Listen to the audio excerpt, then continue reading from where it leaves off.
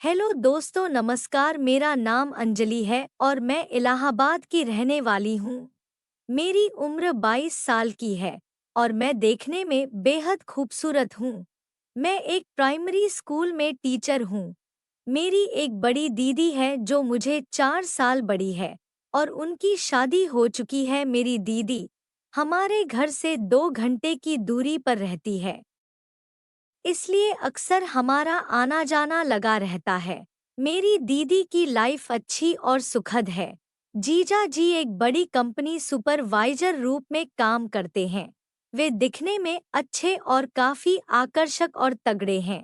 यह बात मेरी दीदी की शादी के 3 साल के बाद की है। उसे वक्त में 20 साल की थी। हमारे यहाँ एक फंक्शन में सब लोग आए हुए थे, तो दीदी और जीजा जी भी आए हुए थे। मेरे जीजा जी अक्सर मुझसे मजाक करते थे और शरारत वाली बातें करते थे। मैं अक्सर उनकी शरारती बातों को नज़रअंदाज कर डाल देती थी, क्योंकि हमारा रिश्ता भी जीजा साली का था, तो उनका मजाक करना बनता था। दीदी भी कुछ नहीं बोलती थी। मैं उस वक्त जवान और अलवर थी।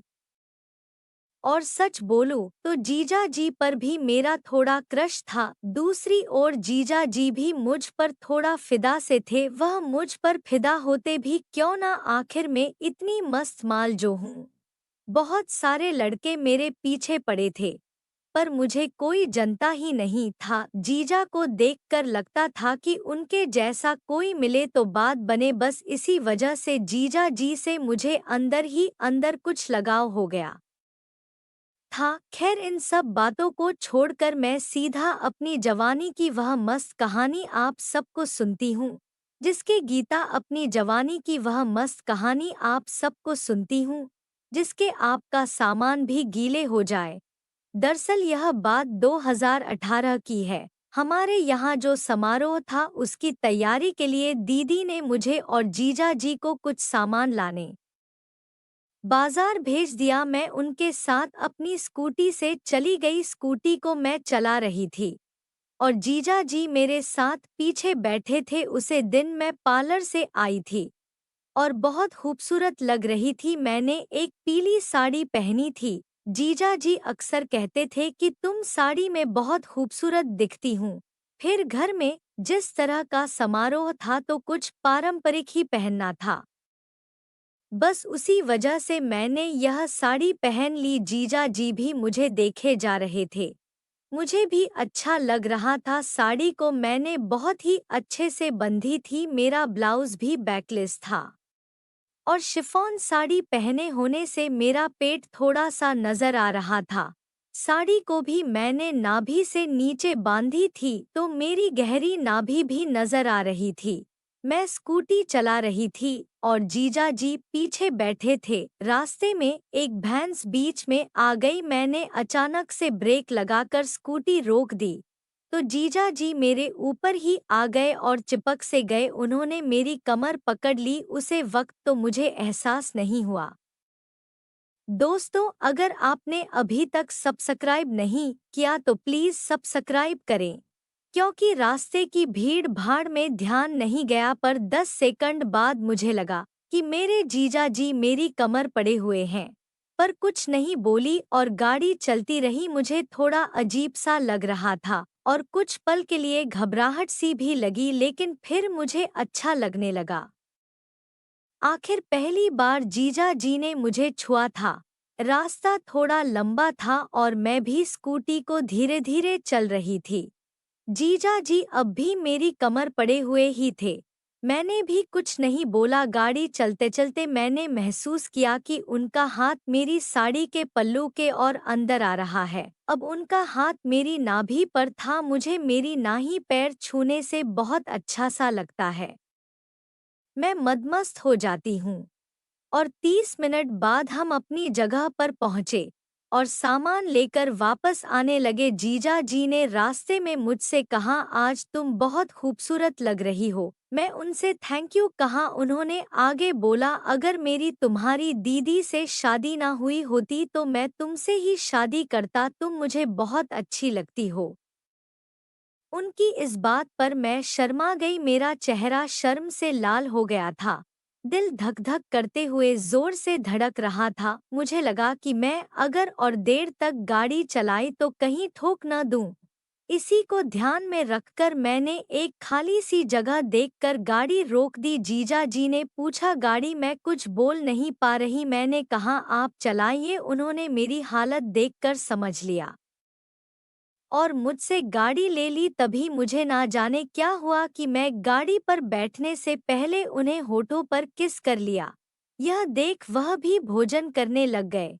आखिर मैं उनसे कहा ही दिया कि आप मुझे बहुत पसंद है और मुझे खुशी है कि आप मेरे जीजा जी हैं। वह मुस्कुरा रहे थे। उसे दिन अगर हम रास्ते में ना होते तो मेरी जवानी के मजे तो मेरे जीजू इस वक्त ले लेते, पर परिस्थितियों वैसे ना थी और हमें जल्दी घर आना था।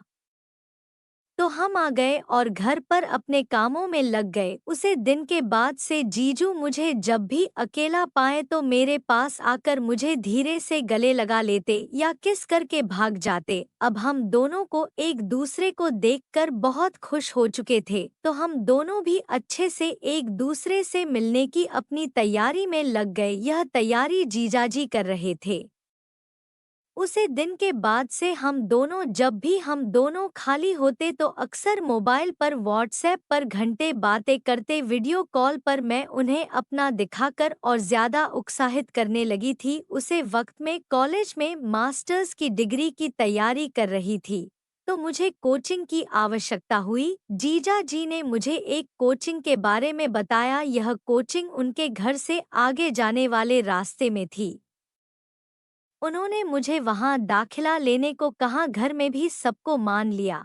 मैं भी खुश थी, कोचिंग में एडमिशन करने लगी। मुझे वहां घर के भी खुश थे, मैं भी खुश थी। कोचिंग में एडमिशन लेने के बाद में जीजा जी के साथ आना जाना करने लगी। उनकी बाइक पर ही मैं आती जाती। एक दिन मैंने प्लान बनाया, उसे दिन में कोचिंग की एक्स्ट्रा क्लास का बहाना बनाकर जीजा के साथ निकल पड़ी।